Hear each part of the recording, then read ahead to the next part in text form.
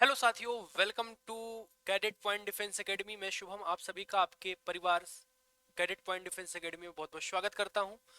अब हम भी इस जंग में कूद चुके हैं। एसएससी जीडी और यूपी पुलिस की धमाकेदार तरीके से तैयारी और उसका बेहतरीन तरीके से रिवीजन आपका इसी चैनल पर सिस्टमेटिक तरीके से लगातार होने वाला है। तो चलो मित्रों, आज हम बात करने वाले हैं सिर्फ इंट्रोडक्शन का। मैथ्स के अंदर अगर हम इंट्रोडक्शन की बात करते हैं तो सबसे पहले हमें बताना पड़ेगा कि ये नंबर क्या है। नंबर से ही तो पूरा मैथ बना है। तो नंबर क्या है, नंबर कितने प्रकार के हैं, क्लासिफिकेशन ऑफ नंबर की हम बात करते हैं। तो चलिए बिना देरी किए मैं चाहूंगा कि आपको थोड़े से क्लासिफिकेशन ऑफ नंबर के बारे में बताऊं। तो मेरे मित्रों, अगर मैं नंबर सिस्टम की बात करता हूं, मेरे साथियों, अगर मैं नंबर सिस्टम की बात करता हूं तो नंबर सिस्टम में दो शब्द हैं। एक है नंबर जिसे हम बोलते हैं संख्या, और दूसरा है सिस्टम जिसे हम बोलते हैं पद्धति। ये दोनों ही शब्द अपने आप में बहुत बड़े सेंस को डिनोट करते हैं। अगर मैं बात करूं नंबर्स की, संख्या की, तो आपको भी पता है कि संख्या बहुत सारे प्रकार के हैं। नेचुरल नंबर, इवन नंबर, प्राकृतिक संख्या, सम संख्या, वास्तविक संख्या, है ना, भाज्य संख्या, बहुत सारे तरीके की संख्याएं होंगी जिसके बारे में हम बहुत आराम से सिस्टमेटिक तरीके से डिस्कस करेंगे। अगर मैं बात करूं मेरे साथियों सिस्टम की, पद्धति की, यानी संख्याओं के लिखने के तरीके के, तो तरीके बहुत सारे हैं। दशमलव पद्धति, बाइनरी सिस्टम, है ना, रोमन सिस्टम, हेक्सागोन सिस्टम, बहुत सारे सिस्टम हैं। यानी संख्याओं के लिखने के अपने अलग अलग तरीके भी हैं। तो नंबर सिस्टम में मेरे चीतों में जनरली दो चीजों का डिस्कस करने वाला हूं। एक तो नंबर्स, नंबर्स क्या हैं, कितने प्रकार के हैं, और दूसरा सिस्टम यानी संख्याओं के लिखने के क्या क्या तरीके हो सकते हैं।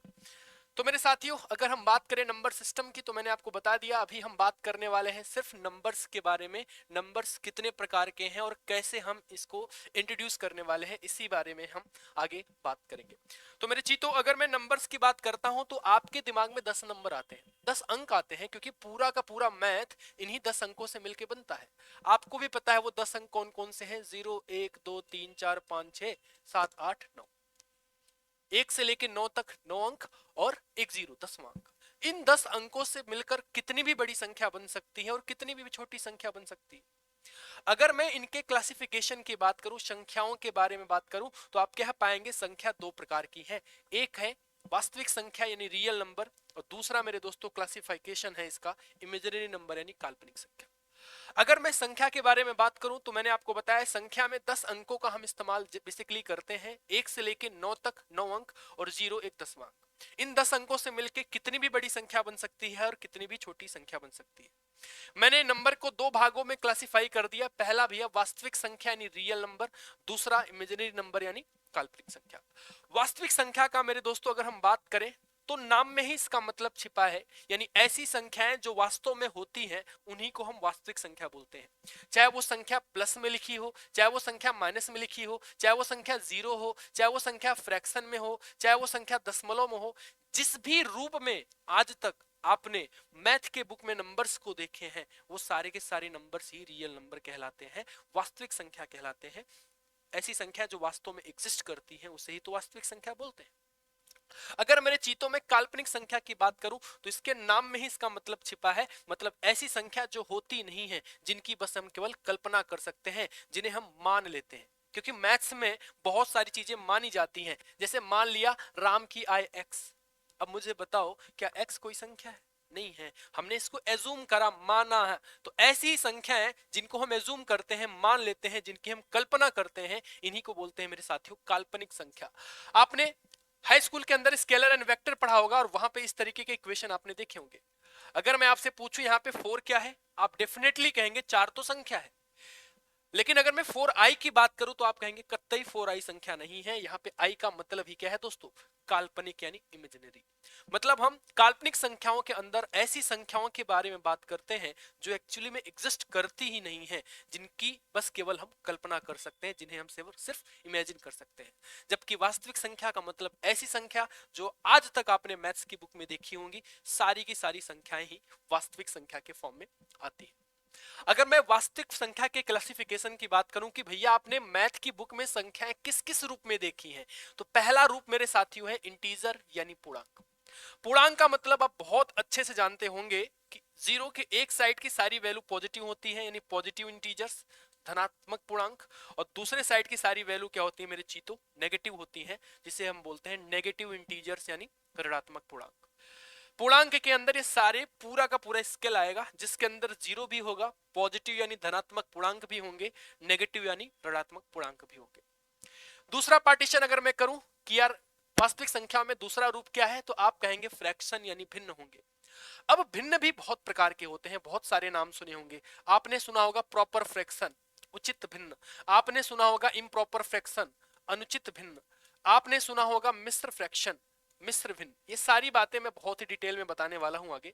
अभी सिर्फ इंट्रोड्यूस कर रहा हूं कि वास्तविक संख्याओं में आप किस किस रूप में संख्याओं को देखते हैं। पहला रूप है उनका इंटीजर्स, धनात्मक संख्याएं, ऋणात्मक संख्याएं और जीरो। दूसरा रूप है उनका भिन्न वाला रूप। तो भिन्न में भी बहुत सारे वेरिएशंस हैं, बहुत सारे तरीके हैं उनको लिखने के। इसके बारे में डिटेल अगली स्लाइड में बताएंगे। अगर मैं बात करूं तीसरा रूप, तो आप कहेंगे तीसरा रूप है डेसिमल, दशमलव। और दशमलव के भी अपने रूप हैं, जैसे टर्मिनेटिंग डेसिमल, शांत दशमलव और अशांत दशमलव। इसके बारे में पूरा डिटेल आगे की पूरी स्लाइड ही बताएगी आपको। तो मैंने अभी तक आपको बताया मेरे चीतों की संख्या 10 अंकों पर डिपेंड करता है। वो 1 से लेकर 9 तक और 0, ये 10 अंकों से मिलकर कितनी भी बड़ी संख्या बनेंगे, कितनी भी छोटी संख्या बनेगी। उसके बाद मेरे चीतों मैंने आपको बताया कि संख्या को अगर हम क्लासिफाई करें तो पहला पार्टीशन बनेगा वास्तविक संख्या यानी रियल नंबर, और दूसरा बनेगा काल्पनिक संख्या यानी इमेजिनरी नंबर। वास्तविक संख्या का मतलब ऐसी संख्याएं जो वास्तव में होती हैं, उन्हें ही हम बोलते हैं वास्तविक संख्या। जो एग्जिस्ट करती हैं, जो मैथ्स की बुक में आपने देखी हैं, उन्हीं को बोलते हैं वास्तविक संख्या। जबकि काल्पनिक संख्या जैसा कुछ होता नहीं है, क्योंकि हम ऐसी संख्याओं का केवल कल्पना कर सकते हैं, ऐसी संख्या एग्जिस्ट नहीं करती। फिर मैंने आपको बताया कि वास्तविक संख्या के 3 बेसिक मतलब मेजरली हम उन्हीं फॉर्म में संख्याओं को देखते हैं। पहला इंटीजर, धनात्मक ऋणात्मक जीरो के फॉर्म में, दूसरा फ्रैक्शंस, और तीसरा मेरे दोस्तों डेसिमल। अब हम बारी बारी से हर एक चीज को समझाने वाले हैं। जैसे मैंने आपसे बोला इंटीजर, तो आप समझ गए कि इंटीजर का मतलब तो ये पूरा स्केल है। इस पूरे स्केल के अंदर आपका पूरा पॉजिटिव इंटीजर्स भी आएंगे, आपके सारे नेगेटिव इंटीजर्स भी आएंगे, आपके सारे नेगेटिव इंटीजर्स भी आएंगे, और जीरो भी आएगा।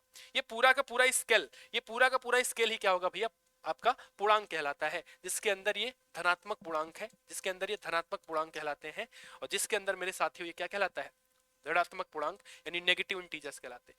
ये आपका न्यूट्रल वैल्यू जिसे हम जीरो बोलते हैं। तो जब भी कोई व्यक्ति आपसे पूर्णांक कहता है, तो वो पूर्णांक पूरे स्केल की बात करता है, जिसके अंदर धनात्मक, ऋणात्मक और जीरो सारी संख्याएं इंक्लूड होती है। आगे अगर हम बात करना चाहें मेरे साथियों, तो आप कह पाएंगे कि पहला तो हमने इंटीजर आपको सिखा दिया है, अब हम आपको सिखाना चाहते हैं फ्रैक्शन। अब हम सिखाना चाहते हैं मेरे दोस्तों क्या, आपको फ्रैक्शन सिखाना चाहते हैं। फ्रैक्शन में मैंने आपको 3 नाम बताए हैं, और 3 तरीके के आपने नाम देखे होंगे भी अभी तक। पहला नाम आपको पता है, जिसे बोलते हैं प्रॉपर फ्रैक्शन यानी साधारण भिन्न, या उसे हम उचित भिन्न भी बोल सकते हैं, कोई दिक्कत वाली बात नहीं है। साधारण भिन्न बोलेंगे या उचित भिन्न बोलेंगे। इसके अलावा इम्प्रॉपर फ्रैक्शन का मतलब अनुचित भिन्न, असाधारण भिन्न यानी अनुचित भिन्न, और इसके अलावा दोस्तों मिश्र फ्रैक्शन यानी मिक्स भिन्न। आपको भी पता है मेरे साथियों कि साधारण भिन्न का मतलब ऐसा भिन्न जिसका अंश छोटा हो, हर बड़ा हो, न्यूमरेटर छोटा डिनोमिनेटर बड़ा, उसे ही बोलते हैं उचित भिन्न यानी साधारण फ्रैक्शन। अनुचित यानी असाधारण का मतलब क्या है मेरे चीतो, इसका मतलब है कि अंश बड़ा और हर छोटा, जिसका न्यूमरेटर बड़ा डिनोमिनेटर छोटा हो, उसे ही तो बोलते हैं असाधारण भिन्न। और मिश्र भिन्न जैसा कोई नया फ्रैक्शन नहीं है। एक्चुअली भिन्न को हम 2 ही तरीके से इंट्रोड्यूस करते हैं, 2 ही प्रकार के भिन्न होते हैं, उचित और अनुचित। एक्चुअली जो मिश्र भिन्न है ना मेरे दोस्त, वो अनुचित भिन्न का ही बदला हुआ रूप है। जैसे अगर मैं कहूं कि अगर न्यूमरेटर बड़ा है, अगर अंश बड़ा है, तो आप कहेंगे हम इसमें डिवाइड भी कर सकते हैं। कैसे डिवाइड करेंगे, 2 3 6 3 बार डिवाइड करेंगे और 1/2 बच जाएगा। तो इसी रूप को मेरे साथियों हम बोलते हैं मिश्र भिन्न। मैं आपसे अगर पूछूं मेरे चीतो, क्या आप उचित भिन्न को मिश्र भिन्न में बदल पाएंगे? कतई नहीं बदल पाएंगे, क्योंकि मिश्र भिन्न में आप तभी बदलेंगे जब आपका न्यूमरेटर बड़ा हो, अंश बड़ा हो। और अंश बड़ा कहां होता है दोस्तों, अनुचित भिन्न में होता है। यानी हम कह सकते हैं मेरे दोस्तों कि अनुचित भिन्न और मिश्र भिन्न दोनों एक ही बात है। अनुचित भिन्न को हम मिश्र भिन्न में ले सकते हैं, मिश्र भिन्न को हम अनुचित भिन्न में भी कन्वर्ट कर सकते हैं। क्लियर है मेरे दोस्त? तीसरा जो फेज था वो बड़ा ही इंटरेस्टिंग है, डेसिमल, दशमलव। दशमलव को मेरे चीतों मैंने 2 पार्ट में इनिशियली बांटा। मैंने कहा कि पहला पार्ट है टर्मिनेटिंग डेसिमल यानी शांत दशमलव, और दूसरा पार्ट है नॉन टर्मिनेटिंग डेसिमल यानी अशांत दशमलव। अगर मैं शांत दशमलव की बात करता हूं और आपसे कहता हूं मेरे दोस्तों कि क्या आप 10 में 4 से भाग देकर इसे दशमलव में बदल पाएंगे, तो आप डंके की चोट पर कहेंगे कि हाँ बिल्कुल बदल लेंगे। कैसे बदलेंगे? 4 दूनी 8, 4 पंचे 20, 2.5। तो इसी तरीके के दशमलव मेरे साथियों, इसी तरीके के दशमलव जो दशमलव के बाद मतलब जिसको सॉल्व करने के बाद कुछ रिमाइंडर बचे ही ना, ऐसे ही दशमलव को हम शांत दशमलव यानी टर्मिनेटिंग डेसिमल कहते हैं। टर्मिनेटिंग डेसिमल का मतलब मेरे साथियों यही होता है कि ऐसा फ्रैक्शन अगर हम उसको दशमलव में बदलें तो उसमें कुछ भी रिमाइंडर, कुछ भी शेषफल ना बचे, उसी को बोलते हैं टर्मिनेटिंग डेसिमल। तो ऐसा दशमलव जो एक स्थान, दो स्थान, तीन स्थान तक जाके कंप्लीटली सॉल्व हो जाए, उसे ही बोलते हैं मेरे चीतो टर्मिनेटिंग डेसिमल। एग्जांपल जैसे हमने दिया 2.5, जैसे आप एग्जांपल ले सकते हैं 7.125, जैसे बहुत सारे एग्जांपल हैं। बस इसमें ध्यान देने वाली बात यह है कि आपका जो है दशमलव के बाद एक स्थान, दो स्थान या तीन स्थान तक जाके पूरा कंप्लीट सॉल्यूशन हो जाए। नॉन टर्मिनेटिंग का मतलब मेरे साथियों ये होता है कि जब आप डिवाइड करें तो वो दशमलव के बाद संख्या खत्म ही ना, वो संख्या अनंत तक जाती रहे। जैसे एग्जांपल हमने दिया कि 10 में 3 से जब आप भाग देंगे तो आप कहेंगे 3 त्रिक्का 9, बचेगा 1, 3 त्रिक्का 9, बचेगा 1, 3 त्रिक्का 9। ये 3 कहां तक जाएगा दोस्तों? ये इनफाइनाइट तक जाएगा, अनंत तक जाएगा। तो मैंने आपसे कहा मेरे साथियों कि जब आप इस तरीके के फ्रैक्शन को दशमलव में बदलते हैं तो कुछ भी शेषफल नहीं बचता है, इसीलिए इसे बोलते हैं क्या? शांत दशमलव, क्योंकि दशमलव के 1, 2, 3 प्लेस तक जाके कंप्लीटली सॉल्व हो जाता है। जबकि जब हम इस फ्रैक्शंस को डील करते हैं तो हम देखते हैं कि ये जो दशमलव है ये तो शांति नहीं हो रहा है, इसीलिए इसे बोलते हैं अशांत दशमलव, यानी ये दशमलव इनफाइनाइट तक रिलेट करेगा।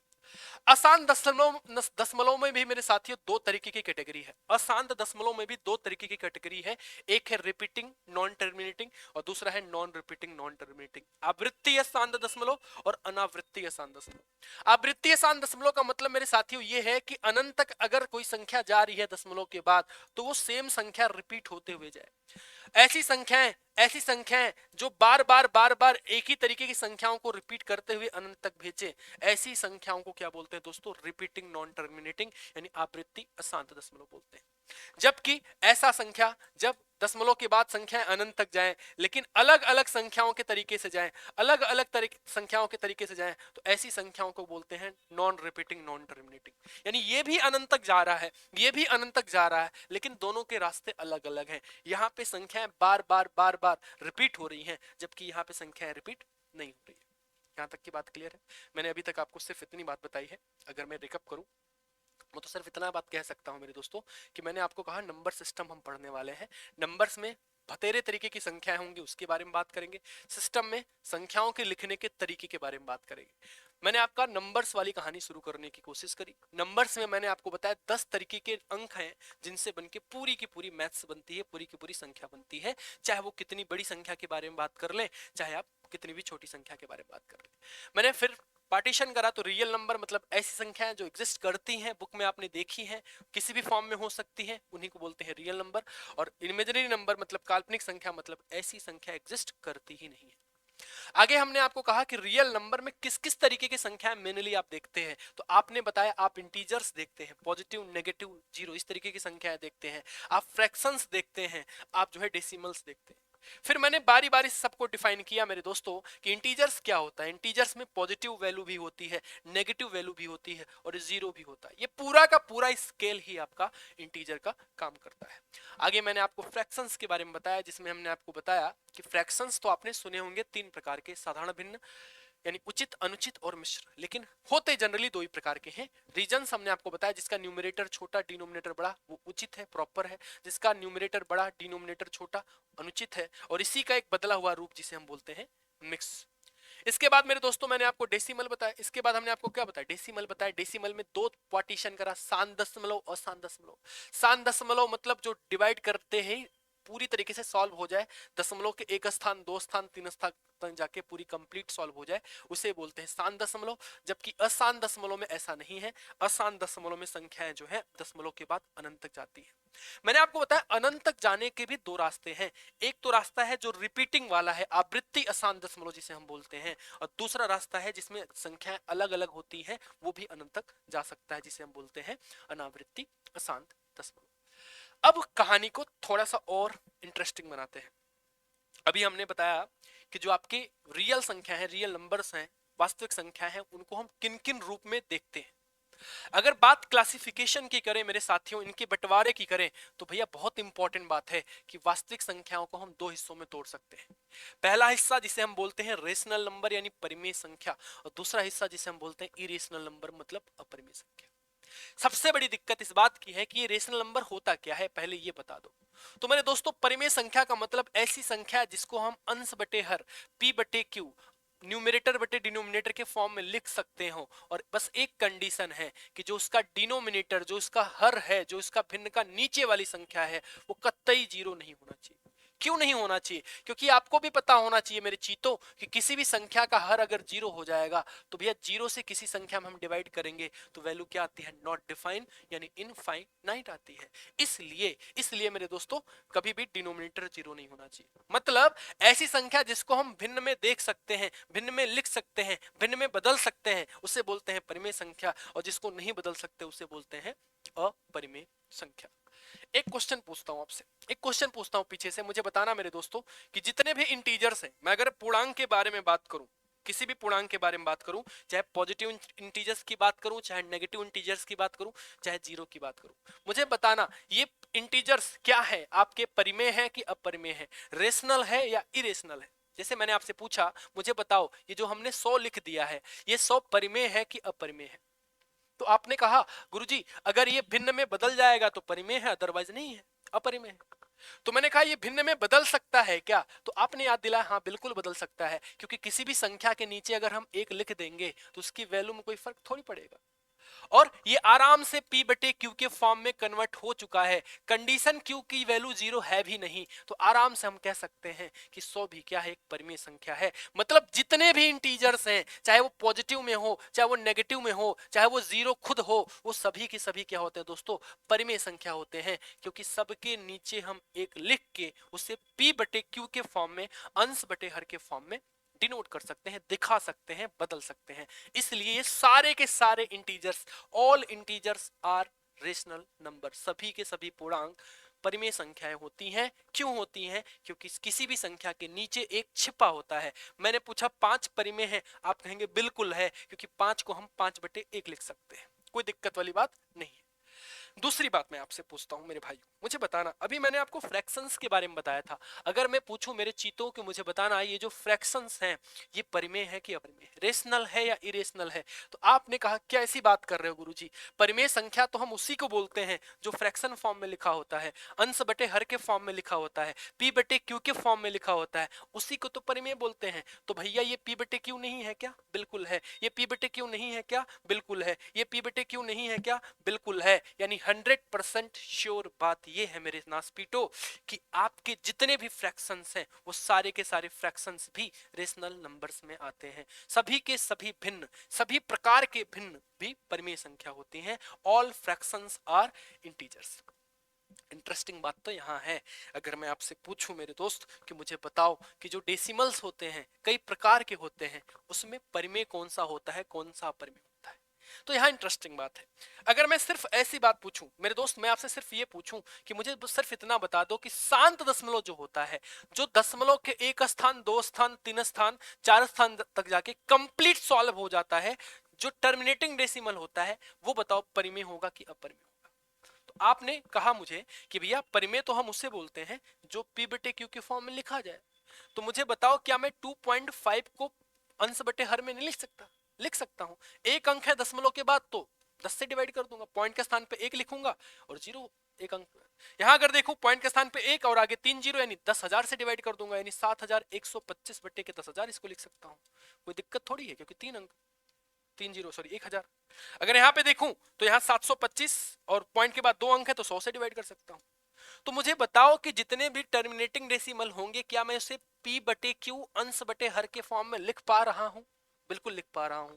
और अगर मेरे दोस्त मैं किसी भी दशमलव को p बटे q के फॉर्म में लिख पा रहा हूं, तो मतलब डंके की चोट पर कह सकते हैं कि जितने भी टर्मिनेटिंग डेसिमल होते हैं, शांत दशमलव होते हैं, वो सारे के सारे शांत दशमलव परिमेय संख्या ही होते हैं। क्लियर है मेरे भाई?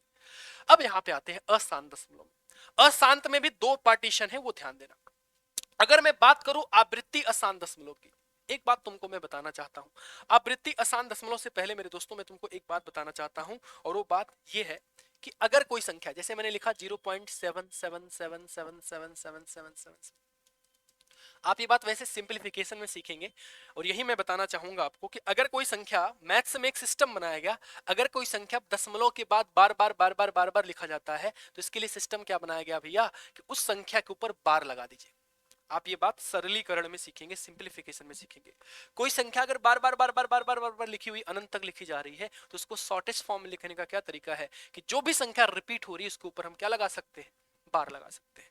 एग्जाम्पल जैसे हमने दिया 4.12121212 इस तरीके से है। अगर मैं इसको बार में लिखना चाहूंगा तो लिखूंगा 4.12 बार बार रिपीट हो रहा है तो 1 2 के ऊपर बार। मैं लिखना चाहूं मेरे साथियों कि 7.1257 1257 इस तरीके से अगर रिपीटिशन हो तो हम कह सकते हैं इसको लिखेंगे 7.1257 1257 के ऊपर बार। बेसिक सी बात है। यानी कोई संख्या दशमलव के बाद अगर बार बार लिखी जाती है तो उसी को बोलते हैं भैया, उसके लिए सिस्टम बनाया गया बार। और जिसके लिए सिस्टम बार बनाया गया ना उसके लिए एक और सिस्टम बनाया गया मेरे दोस्तों, किसी भी बार वाली संख्याओं को हम फ्रैक्शन में बदल सकते हैं। और ये तरीका कैसे करेंगे, क्यों करेंगे, वो बात अभी सिंपलीफिकेशन में डिटेल में बताऊंगा। यहां मैं आपको बताना चाहूंगा कि जब भी कभी बार वाली संख्याओं को भिन्न में बदलते हैं ना तो जैसे ही बार हटाएंगे वैसे ही डिनोमिनेटर में 9 आ जाएगा, हर में 9 आएगा। जितने अंकों पे बार लिखा होगा उतनी बार नीचे 9 आएगा। जैसे यहाँ एक अंक पे बार लिखा है तो हम लिख सकते हैं बार हटाते ही इसको 1 बार 9, क्योंकि एक अंक पे बार लिखा है। अगर मैं इसको भिन्न में बदलूंगा तो मैं कहूंगा कि दशमलव से पहले 4 है तो 4 तो हो गया मिक्स वाला फ्रैक्शन, इंटीजर। कितने अंकों पे बार है, 2 अंकों पे बार है। 12 पे बार है तो 12 2 अंकों में है तो नीचे क्या रखना पड़ेगा, 2 बार 9 लिखना पड़ेगा। बेसिक सी बात है। मुझे बताना इसको कैसे बदलूंगा, दशमलव से पहले 7 तो लिखा ही है, कोई दिक्कत वाली बात नहीं मेरे भाई। ये लिखा क्या है, 1 2 5 7 4 अंक लिखे हैं तो इसको जब बार हटाएंगे तो क्या लिखना पड़ेगा, 4 बार 9 लिखना पड़ेगा, 4 बार 9 लिखना पड़ेगा। मतलब एक बात तो क्लियर है कि जो रिपीटिंग नॉन टर्मिनेटिंग है, जो आवृत्ति अशांत दशमलव वाला पोर्शन है ना, हम उसको चाहे तो बार में बदल सकते हैं, और जिसको बार में बदल सकते हैं उसको फ्रैक्शन में भी बदल सकते हैं, और जिसको फ्रैक्शन में बदल सकते हैं वही तो होता है परिमेय संख्या। यानी 100% श्योर बात यह है मेरे दोस्त कि रिपीटिंग नॉन टर्मिनेटिंग यानी आवृत्ति अशांत दशमलव क्या होगा दोस्तों, आपका परिमेय संख्या होगा। अब बची बात नॉन रिपीटिंग नॉन टर्मिनेटिंग की। मैंने कहा यार अगर मैं इसको भिन्न में बदल लूंगा तब तो ये परिमेय हो जाएगा, अगर नहीं बदल पाऊंगा तो ये अपरिमेय होगा। मुझे बड़े प्यार से बताना मेरे भाई कि अगर मैं इसको भिन्न में बदलना चाहूं तो संख्याएं तो बार बार लिखी जा नहीं रही हैं कि मैं इस पे बार लगा सकता हूं। मेरे पास एक ही तो रास्ता है। क्या रास्ता है कि दशमलव के स्थान पर 1 लिखूंगा और राइट हैंड साइड पे जितने अंक होंगे उतने 0 लगाऊंगा। मैं आपसे पूछूं कितने अंक हैं, आप बता पाओगे कितने अंक हैं, नहीं बता पाओगे ना, क्योंकि ये संख्या इनफाइनाइट तक है। तो क्या मैं कितने 0 लगा दूं, डिसाइड ही नहीं है। मतलब हम इस बार को, इस दशमलव को हम भिन्न में बदलने में असमर्थ हैं, और इस दशमलव को अगर हम भिन्न में बदलने में असमर्थ हैं तो हम कह सकते हैं ये वाला जो दशमलव है वो क्या है, अपरिमेय संख्या है, इरेशनल नंबर है। अभी तक मैंने आपको ये सिखाया मेरे दोस्तों कि परिमेय संख्या का मतलब जो भिन्न में बदला जाए उसे बोलते हैं परिमेय, और जो भिन्न में ना बदला जाए उसे बोलते हैं अपरिमेय। मैंने आपको बताया जितने भी पूर्णांक है ना, चाहे प्लस वाले चाहे माइनस वाले चाहे जीरो, सभी परिमेय है क्योंकि सबके नीचे 1 लिखा जा सकता है। जितने भी फ्रैक्शंस है भिन्न है ना वो सभी परिमेय है क्योंकि ये पी बटे क्यू के फॉर्म में पहले से ही लिखे हैं। जितने भी शांत दशमलव है सभी परिमेय है क्योंकि बटे में हम 10 100 1000 करके भिन्न में बदल सकते हैं। जितने भी रिपीटिंग आवृत्ति आसान दशमलव हैं सबको बार में बदल के हम भिन्न में बदल सकते हैं, यानी ये भी परिमेय है। लेकिन जो नॉन रिपीटिंग है जिसमें दशमलव के बाद अलग अलग संख्याओं के साथ हम अनंत तक जाते हैं, वही जो है अनावृत जो है आपका, इनका फ्रैक्शन में बदलना पॉसिबल नहीं है। इसलिए क्या होगा मेरे दोस्तों, ये आपका अपरिमेय संख्या होगा। आपके दिमाग में आएगा कि भैया और क्या अपरिमेय संख्या के और कितने एग्जाम्पल हैं, और कितने एग्जाम्पल आप दे सकते हैं, तो उसी बारे में हम बात करने वाले। बड़े ध्यान से समझना। सबसे इंपॉर्टेंट बात है मेरे चीतो पाई, सबसे इंपॉर्टेंट बात। मतलब 50 बार ये क्वेश्चन पूछा गया पाई का कि पाई परिमेय संख्या है कि अपरिमेय संख्या है, जिसको आपने पढ़ा होगा पाई का मान लगभग में 22/7 होता है।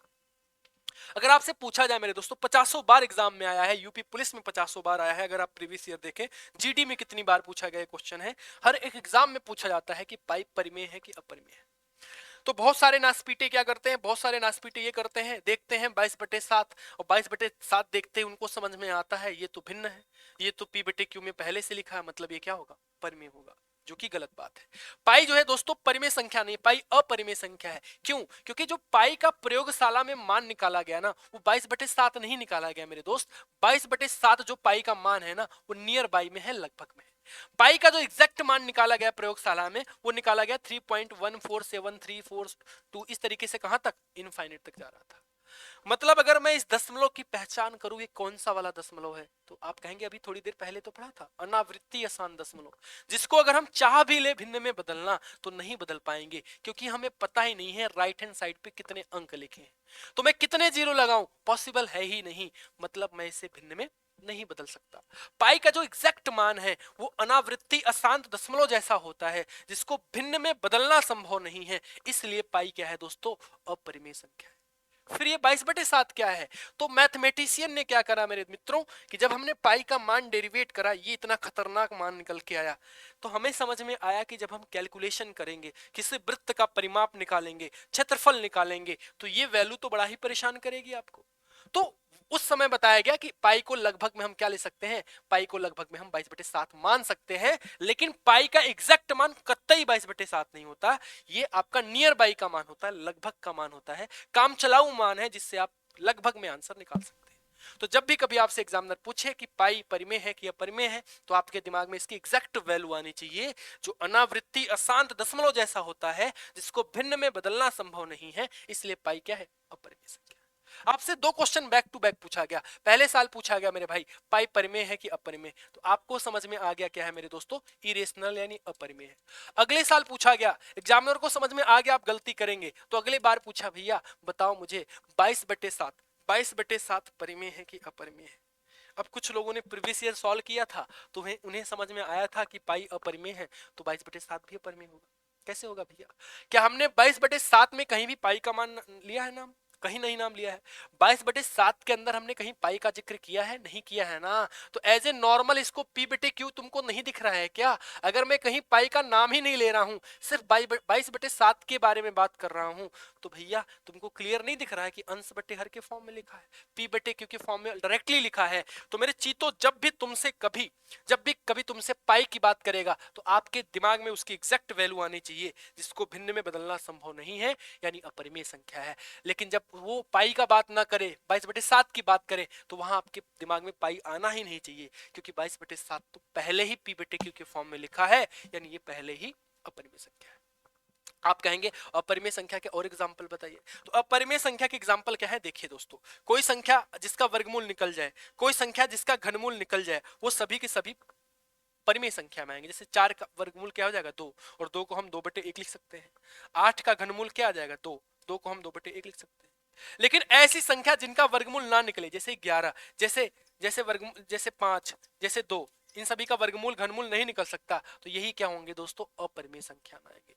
यानी कहने का मतलब मेरे चीतों कि रूट के अंदर लिखी हुई संख्या अगर सॉल्व हो जाए तब तो वो परिमेय है, और नौ सॉल्व हो पाए तो क्या कहलाएगा, अपरिमेय। क्यों?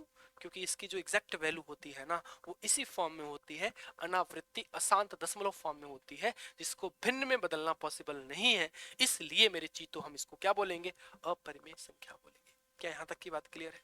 क्या यहाँ तक की बात सभी साथियों को क्लियर है? यहाँ तक की बात में किसी दोस्त को कोई दिक्कत, कोई परेशानी, कोई समस्या अगर आई हुई है तो बता सकते हैं, और नहीं आई हुई होगी तो बात को और आगे बढ़ाएंगे। अभी तक मैंने सिर्फ जो बताई है बातें संख्या के बारे में बताई है, वास्तविक संख्या काल्पनिक संख्या के बारे में बताई है, फिर वास्तविक संख्या में हमने पूर्णांक, दशमलव और फ्रैक्शंस के बारे में बताई है, फिर वास्तविक संख्या में हमने परिमेय अपरिमेय के बारे में बताई है, और अब हम बढ़ रहे हैं कि परिमेय संख्या के पार्टीशन के बारे में बात करेंगे। रेशनल नंबर का पार्टीशन करेंगे तो दो पार्टीशन है मेरे दोस्तों, natural number and whole number. प्राकृतिक संख्या, या इसे हिंदी में प्राकृत संख्या भी बोल सकते हैं, प्राकृतिक संख्या या प्राकृत संख्या, होल संख्या यानी होल नंबर यानी पूर्ण संख्या। तो मैं अगर पूछूं प्राकृतिक संख्या क्या है या प्राकृत संख्या क्या है, तो सीधी सीधी बात है मेरे चीतों कि काउंटेबल नंबर, जो काउंटिंग में हम नंबर इस्तेमाल करते हैं। जैसे मैं पूछूं कि मुझे बताइए कि मैंने अपनी स्लाइड में कितने नंबर लिए हैं, क्वेश्चन लिए हैं, तो आप काउंटिंग कहां से स्टार्ट करेंगे, 1 से करेंगे। मैं पूछूं मेरे इस ऑफिस के अंदर कितने चेयर हैं, तो काउंटिंग आप 1 से स्टार्ट करेंगे और 1 से लेके इनफाइनाइट तक के जो भी नंबर्स होते हैं वही काउंटेबल नंबर्स होते हैं, और इन्हीं को क्या बोलते हैं दोस्तों, नेचुरल नंबर यानी प्राकृतिक या प्राकृत संख्या बोलते हैं। अच्छा, मान लीजिए मैं किसी दिन क्लास में गया, उस दिन बारिश हो रही थी और कोई बच्चा नहीं क्लास में आया, और मुझसे पूछा जाए कि मुझे बताइए क्लास में कितने बच्चे आए थे, तो मैं क्या जवाब दूंगा, मैं कहूंगा 0 बच्चे आए थे। तो जीरो भी क्या है, एक काउंटिंग का एक रूप है, स्वरूप है। तो पूर्ण होल संख्या, होल नंबर काउंटिंग में जब जीरो को आप इंक्लूड कर लेंगे, जीरो के साथ अगर आप काउंटिंग आगे बढ़ाएंगे, तो इसी पूरे कॉम्बिनेशन को ही क्या बोलते हैं, होल नंबर बोलते हैं। कल के दिन मेरे चीतों अगर आपसे पूछा जाए कि सबसे छोटी प्राकृतिक संख्या क्या है, आपका जवाब 1 होगा। सबसे छोटी होल नंबर क्या है, पूर्ण संख्या क्या है, आपका जवाब क्या होगा दोस्तों, 0, है ना भैया। आसान बात है, इसमें कोई दम नहीं है। अगर मैं इंटीजर्स की बात करूं, इंटीजर्स समझते हो ना, जिसमें पॉजिटिव भी थी, नेगेटिव भी संख्याएं थी और जीरो भी थी। तो इसको हमने 2 पार्टों में बांटा, even integers and odd integers, सम संख्या और विषम संख्या। और आपको पता है सम विषम तो आप बचपन से पढ़ते आ रहे हैं। ऐसी संख्याएं जो 2 से डिवाइड हो जाए उसे बोलते हैं सम, ऐसी संख्या जो 2 से डिवाइड ना हो जाए उसे बोलते हैं विषम। मजा तो तब है जब मैं आपसे पूछूं कि मुझे बताओ जीरो सम है या विषम, जीरो इवन है या ऑड, जीरो सम संख्या है या विषम संख्या है। तो मेरे दोस्तों आपको ध्यान होना चाहिए कि शुरू में जब मैंने क्लास स्टार्ट करी थी तो मैंने बताया था 10 अंकों पे पूरा मैथ डिपेंड करता है, 1 से लेके 9 तक और 0, इस 10 अंकों पे सारा डिपेंडेंसी है। इस 10 अंक में से 5 अंक होते हैं सम और 5 अंक होते हैं विषम। विषम वाले आपको पता है, जैसे 1 2 से नहीं कटेगा, 1 3 5 7 9, ये क्या है भैया, ऑड डिजिट है, ऑड डिजिट है। और इवन डिजिट की बात करूं तो बचा कौन सा भैया, 0 बचा, 2 बचा, 4 बचा, 6 बचा, 8 बचा, ये 5 कौन से होते हैं, इवन डिजिट होते हैं। तो जब भी कभी मेरे साथियों आपसे पूछा जाए कि जीरो इवन सम है या विषम है, तो आप क्या कहेंगे, सम है। अभी समझ नहीं आया, एग्जाम्पल और देता हूं। जैसे मैंने कहा मेरे दोस्तों 713 अगर मैंने लिख दिया और मैंने पूछा ये सम है या विषम, तो आप कहेंगे गुरुजी विषम है। क्यों है, क्योंकि आप कहेंगे आखिरी अंक जो है 2 से नहीं कट रहा है। अच्छा, मैंने कहा मेरे भाई मैं इसके आगे अगर 2 लिख दूं, अब बताओ अब सम है विषम, आप कहेंगे सम है। क्यों, क्योंकि इसका आखिरी अंक क्या है, 2 है, 2 से कट रहा है। अच्छा, फिर मैंने आगे 7 लिख दिया, मैंने पूछा सम है या विषम, आप कहेंगे विषम है क्योंकि अंतिम अंक 7 है। अच्छा, इसके आगे मैंने 0 लिख दिया, अब बताना ये सम है या विषम, आप कहेंगे अब 2 से कट जाएगा, आखिरी अंक 0 है तो भी ये 2 से कट जाएगा, इसका मतलब ये संख्या क्या है, सम संख्या है। इसका मतलब मेरे दोस्तों 10 अंकों में से 5 अंक 0 2 4 6 8, ये 5 अंक इवन डिजिट होते हैं, और बाकी के बचे हुए 1 3 5 7 9, ये 5 अंक क्या होते हैं, ऑड डिजिट होते हैं। सबसे कभी भी इवन और ऑड का साइन से कोई लेना देना नहीं है। जैसे मैं पूछूं -12 सम है या विषम है, आप कहेंगे बिल्कुल 2 से डिवाइड हो रहा है तो सम है। मैं पूछूं -17 सम है या विषम है, आप कहेंगे बिल्कुल विषम है क्योंकि वो 2 से डिवाइड नहीं हो रहा है। बेसिक सी बात है ना भैया। तो साइंस का कोई रोल नहीं है, मतलब माइनस इनफाइनाइट से लेके प्लस इनफाइनाइट तक की सारी वैल्यू जो है सम में आती हैं। ऐसे ही 2 से कटने वाली माइनस इनफाइनाइट से लेके प्लस इनफाइनाइट तक की सारी वैल्यू विषम के अंदर भी आती है ना भैया। क्लियर है दोस्त। चलिए दोस्तों पॉजिटिव इंटीजर्स की बात करते हैं, बड़े ध्यान से बात को समझने की कोशिश करिएगा, मजा आ जाएगा इसमें। पॉजिटिव इंटीजर्स यानी धनात्मक पूर्णांक। धनात्मक पूर्णांक में सबसे पहला पार्ट है प्राइम नंबर यानी अभाज्य संख्या। और यूपी वाले बच्चे बड़ा सोच समझ के समझे भैया, इसको हम एक और नाम देते हैं यूपी के अंदर, जिसे बोलते हैं ऋण संख्या। तो आपके एग्जाम में कभी ऋण संख्या की बात करी जाए या अभाज्य संख्या की बात करी जाए, दोनों एक ही बात है। प्राइम नंबर या अभाज्य संख्या या ऋण संख्या सभी एक ही बात है। और दूसरा क्या है भैया, कंपोजिट नंबर यानी भाज्य संख्या। अच्छा, हिंदी आपने पढ़ा है, हिंदी में आपने पता है ना कि अगर किसी शब्द के आगे अ लगा देते हैं तो उसका अर्थ उल्टा हो जाता है। जैसे अमर मतलब वो कभी ना मरे। ऐसे यहां पे है दोस्तों, भाज्य का मतलब जो विभाजित हो जाए और अभाज्य का मतलब जो विभाजित ना हो, यही तो है इसका मतलब। अगर मैं अभाज्य के डिफिनेशन की तरफ जाऊं तो आप कह पाएंगे ऐसी संख्या जो किसी से ना कटे, या ऐसी संख्या जो सिर्फ 2 नंबरों से कटे, 1 से कटे और स्वयं अपने आप से कटे, या ऐसी संख्या जिसके सिर्फ 2 ही गुणनखंड होते हो, 2 ही नंबरों से कटना चाहिए, वो 1 होना चाहिए और स्वयं अपने आप होना चाहिए। अनिवार्य है 2 ही नंबर होने चाहिए कटने वाले, ना उससे कम हो जो है आपके फैक्टर होने चाहिए, ना उससे ज्यादा होने चाहिए। एग्जाम्पल के लिए 17 किससे कटेगा, 1 से कटेगा, और किससे कटेगा, 17 से कटेगा। मैंने कहा फिर से सुनो, मैंने कहा कि अभाज्य संख्या हम उसे बोलेंगे जिसके 2 गुणनखंड, 2 काटने वाले नंबर अनिवार्य हैं। 2 से कम अगर काटने वाले नंबर हो जिस संख्या के, वो भी अभाज्य नहीं होगा। 2 से ज्यादा जिसके काटने वाले नंबर होंगे, फैक्टर्स होंगे, वो भी अभाज्य संख्या नहीं होगा। एग्जाम्पल, मैंने कहा मेरे दोस्त मैं ऑप्शन लिखता हूं, मुझे बताना सबसे छोटी अभाज्य संख्या क्या है। तो बहुत सारे नासपीटे क्या कहेंगे कि एक है। कैसे एक है भैया? एक किस नंबर से कटता है? आप कहेंगे एक तो एक से कटता है। एक और किस नंबर से कटता है? किसी और नंबर से कटता है क्या? नहीं कटता है। तो मेरे दोस्त एक के तो केवल एक ही फैक्टर है। मैंने डेफिनेशन क्या बताया कि अभाज्य संख्या हम उसे बोलेंगे जिसके मिनिमम दो फैक्टर होने चाहिए, अनिवार्य है, कंपलसरी है, दो ही गुणनखंड होने चाहिए, दो से कम भी नहीं चलना है, दो से ज्यादा भी नहीं चलना है। तो एक अभाज्य संख्या नहीं है क्योंकि एक के केवल एक ही फैक्टर है। अब कुछ लोग कहेंगे तीन है। अरे भैया दो को क्यों भूल रहे हो? दो के बारे में बताओ थोड़ा। दो किससे कटेगा? आप कहेंगे दो एक से कटेगा। दो और किससे कटेगा? आप कहेंगे दो से कटेगा। दो और किससे कटेगा? किसी से नहीं कटेगा। तो क्या ये डिफिनीशन को सेटिस्फाइड नहीं कर रहा है? कर रहा है ना मेरे भाई। डिफिनीशन तो यही है ना, ऐसी संख्या जिसके सिर्फ दो ही गुणनखंड हो उसे ही बोलते हैं क्या मेरे चीतो? उसे तो बोलते हैं अभाज्य संख्या। तो ध्यान देना, दो अभाज्य संख्या है। तीन के बारे में बात करता हूं। तीन किससे कटेगा? एक से कटेगा। और किससे कटेगा? तीन से कटेगा। तो तीन भी डिफिनीशन को सेटिस्फाइड कर रहा है। लेकिन अगर सबसे छोटी अभाज्य संख्या की बात करी जाएगी तो आप जवाब क्या देंगे? दो देंगे। तीन भी अभाज्य है, दो भी अभाज्य है, मिनिमम की बात करेंगे तो दो जवाब।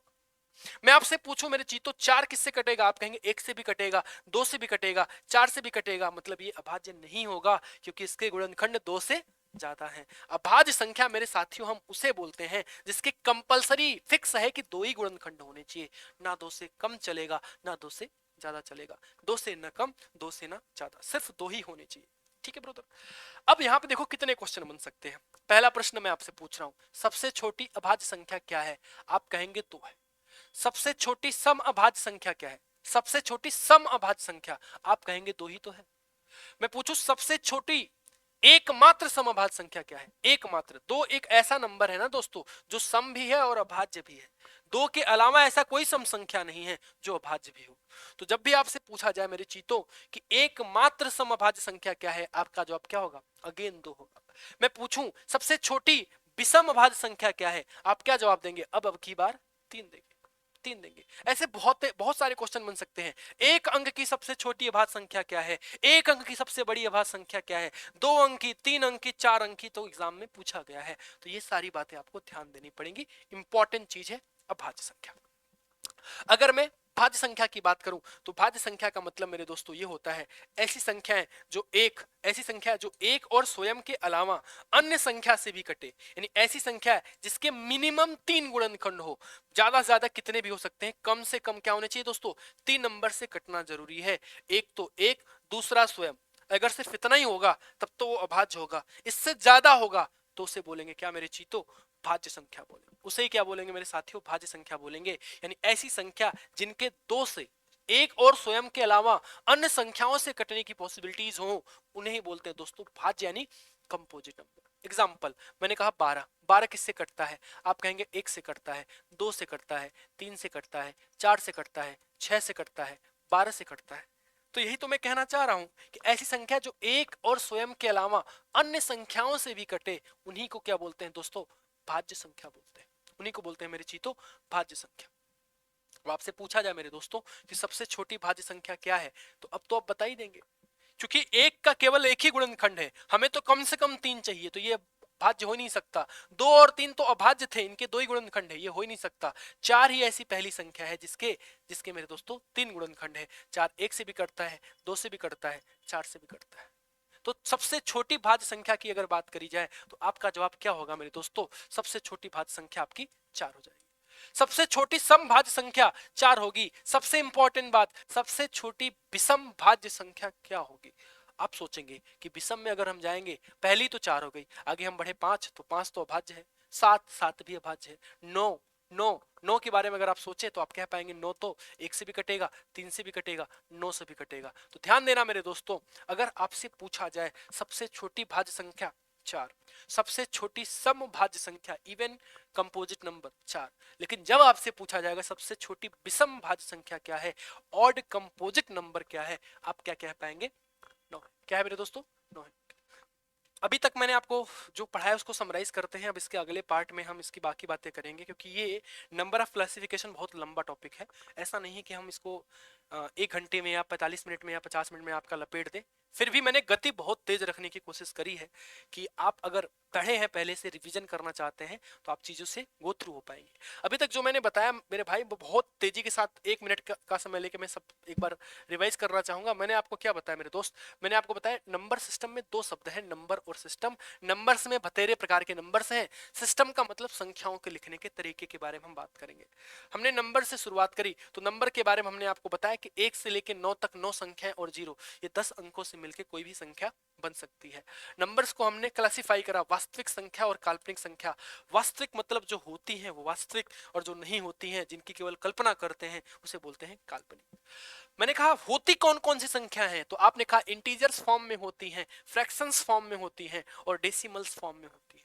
फिर मैंने एक एक करके डिफाइन किया। इंटीजर्स क्या होता है? इंटीजर ये पूरा स्केल होता है जिसके अंदर धनात्मक, ऋणात्मक और जीरो सारा स्केल आता है। मैं पूछूं फ्रैक्शन क्या होते हैं, तो फ्रैक्शन में आपने जनरली ये 3 नाम सुने होंगे, उचित, अनुचित और मिश्र। लेकिन भिन्न 2 ही प्रकार के होते हैं, प्रॉपर, इम्प्रॉपर। प्रॉपर मतलब जिसका अंश छोटा हर बड़ा, इम्प्रॉपर मतलब जिसका अंश बड़ा हर छोटा। इम्प्रॉपर को ही मिश्र में बदल सकते हैं, क्योंकि अगर अंश बड़ा है तो हम डिवाइड करके इस फॉर्म में लिख सकते हैं। यानी कह सकते हो कि मिश्र भिन्न और अनुचित भिन्न दोनों एक ही बात है। हम इम्प्रॉपर को ही मिक्स में बदलेंगे, हम मिक्स को ही इम्प्रॉपर में बदलेंगे। कभी भी प्रॉपर को मिक्स में आप नहीं बदल सकते, या कभी भी मिक्स को आप प्रॉपर में नहीं बदल सकते। एक्चुअली में मिक्स और इम्प्रॉपर दोनों एक दूसरे के ही बदले हुए स्वरूप है। इसके बाद मेरे दोस्तों मैंने आपको डेसिमल बताया, शांत, अशांत। शांत मतलब जो दशमलव के कुछ प्लेस तक जाके पूरी तरीके से सॉल्व हो जाए, उसे शांत दशमलव बोलते हैं। अशांत मतलब दशमलव के बाद वो अनंत तक जाए, उसे बोलते हैं अशांत। मैंने कहा अनंत तक जाने के भी 2 रास्ते हैं। एक रास्ता है सेम सेम नंबर के साथ रिपीटिंग नॉन टर्मिनेटिंग, बार बार रिपीट करते हुए अनंत तक जाए, और दूसरा नॉन रिपीटिंग नॉन टर्मिनेटिंग, मतलब अलग अलग नंबरों के साथ अनंत तक जाए। उसके बाद मेरे दोस्तों मैंने आपसे कहा कि अब एक्चुअल समय आ गया है कि हम रियल नंबर का सही क्लासिफिकेशन करें। अभी हमने क्या किया था? अभी तो हमने सिर्फ ये किया था कि रियल नंबर को किस किस रूप में हम देखते हैं। तो मैंने आपको बताया इंटीजर, फ्रैक्शन और डेसिमल। मैंने अब एक्चुअल क्लासिफिकेशन किया, तो वास्तविक संख्या को परिमेय अपरिमेय में बांटा। परिमेय के बारे में हमने आपको बताया ऐसी संख्या जो p बटे q अंश बटे हर के फॉर्म में लिखी जाएंगी परिमेय कहलाएंगी, और जो नहीं लिखी जाएंगी अपरिमेय कहलाएंगी। फिर मैंने पीछे के एग्जांपल्स लिए और आपसे पूछा कि मेरे दोस्तों जितने भी इंटीजर्स होते हैं, जितने भी पूर्णांक होते हैं, सारे परिमेय होते हैं, क्योंकि हम सबके नीचे 1 लिख सकते हैं। जितने भी फ्रैक्शंस होते हैं सभी के सभी परिमेय होते हैं, क्योंकि ये ऑलरेडी अंश बटे हर में लिखे हुए हैं। जितने भी दशमलव होते हैं वो सारे के सारे परिमेय नहीं होते हैं। जो शांत दशमलव है वो तो होता है, जो आवृत्ति वाला है जिसपे हम बार लगा के फ्रैक्शन बदल सकते हैं वो होता है, लेकिन जो अनावृत्ति जिसमें अलग अलग नंबरों के साथ अनंत तक जाते हैं, वो कतई जो है आपका क्या होता है दोस्तों? शांत परिमेय संख्या नहीं होता है। फिर मैंने आपको पाई के बारे में बताया, बहुत ज्यादा क्वेश्चन पूछा गया पाई के बारे में कि पाई परिमेय है या अपरिमेय है। तो मेरे दोस्तों मैंने आपको बताया पाई का जो 22/7 नाम हम देखते हैं वो लगभग की वैल्यू है, वो एग्जैक्ट वैल्यू नहीं है। एग्जैक्ट वैल्यू वो है जो दशमलव के बाद अलग अलग नंबरों के साथ अनंत तक जाता है। चूंकि हम इसको अनावृत्तीय शांत दशमलव के रूप में देखते हैं, तो हम इसको भिन्न में बदलने में असमर्थ हैं। भिन्न में बदलने में असमर्थ हैं, इसलिए पाई को हम अपरिमेय बोलते हैं। जबकि कभी आपसे अगर 22/7 के बारे में बात करी जाए तो आप उसे परिमेय कहेंगे। उसके बाद मेरे दोस्तों मैंने आपसे कहा कि कोई भी संख्या अगर रूट में है, वर्गमूल में, घनमूल में, क्वाड रूट में, पेंट रूट में, अगर वो सॉल्व हो जाए, रूट से बाहर निकल जाए, तो परिमेय है। ना सॉल्व हो पाए तो क्या है दोस्तों? वो अपरिमेय है। क्या है दोस्तों? अपरिमेय है। उसके बाद मेरे चीतों मैंने आपको परिमेय संख्या का क्लासिफिकेशन बताया कि परिमेय संख्या को 2 पार्टों में हमने बांटा। पहला भैया क्या? प्राकृतिक, दूसरा होल। प्राकृतिक का मतलब क्या है? प्राकृतिक का मतलब क्या है? काउंटेबल नंबर, काउंटिंग करने के लिए जिन नंबरों का आप इस्तेमाल करते हैं उन्हें ही बोलते हैं प्राकृतिक संख्या। 1 2 3 4 5 6 7, सबसे छोटी प्राकृतिक संख्या 0 है। उसके बाद होल नंबर में भी वही सारे नंबर है, बस स्टार्टिंग इसकी 0 से हो जाती है, यानी सबसे छोटी होल नंबर आपकी 0। उसके बाद मेरे दोस्तों मैंने आपका पूर्णांक का क्लासिफिकेशन करा, ऑड इंटीजर्स, इवन इंटीजर्स। जो 2 से डिवाइड हो इसे इवन, जो 2 से डिवाइड ना हो उसे ऑड। 0 क्या है? इवन है। क्यों है वो भी हमने आपको बताया। पॉजिटिव नेगेटिव में भी वैल्यू अगर होंगी, 2 से डिवाइड होगी तो इसे इवन बोलेंगे, नहीं होगी तो दोस्तों हम क्या बोलेंगे? उसे ऑड बोलेंगे। उसके बाद अंतिम में मैंने आपको क्या सिखाया कि अगर पॉजिटिव इंटीजर्स के क्लासिफिकेशन की बात करूं तो prime number and composite number, प्राकृतिक ऋण संख्या या अभाज्य संख्या और भाज्य संख्या। अभाज्य संख्या का मतलब बहुत इंपॉर्टेंट है, जैसे परिमेय परिमेय इंपॉर्टेंट था ना, वैसे ये फेज भी इंपॉर्टेंट है। अगली क्लास में मैं यहीं से स्टार्ट करूंगा क्योंकि इसमें बहुत सारे फैक्ट्स अभी बताना आपको बाकी है। तो मैंने कहा भैया अभाज्य संख्या मतलब ऐसी संख्या जो विभाजित ना हो, या ऐसी संख्या जिसके दो ही गुणनखंड हो, ऐसी संख्या जो सिर्फ एक और स्वयं से कटे, उसे बोलते हैं अभाज्य संख्या। एग्जांपल्स लिए तो आपको समझ में आया, सबसे छोटी अभाज्य संख्या 2, सबसे छोटी सम अभाज्य संख्या 2, एकमात्र सम अभाज्य संख्या 2, सबसे छोटी विषम अभाज्य संख्या 3। और भी बहुत सारे भी क्वेश्चंस अभी कल की क्लास में मैं कराऊंगा, 1 अंक की, 2 अंक की, 3 अंक की, 4 अंक की, तो आपसे एग्जाम में पूछा गया है। इसके बाद मैंने कहा भाज्य संख्या। भाज्य संख्या का मतलब मेरे साथियों होता है ऐसी संख्या जो जिनके एक और स्वयं के अलावा अन्य भी गुणनखंड होते हैं, या मिनिमम 3 गुणनखंड होते हैं, 3 नंबरों से कटता है, कम से कम 3 से कटता है, ज्यादा से ज्यादा कितने से भी कटे, कोई दिक्कत वाली बात नहीं, उसे बोलते हैं भाज्य संख्या। मैंने कहा सबसे छोटी भाज्य संख्या क्या है, आप कहेंगे 4 है। सबसे छोटी भाज्य संख्या 4, सबसे छोटी सम भाज्य संख्या 4, सबसे छोटी विषम भाज्य संख्या की अगर हम बात करेंगे आप कहेंगे 9, ये है विषम संख्या।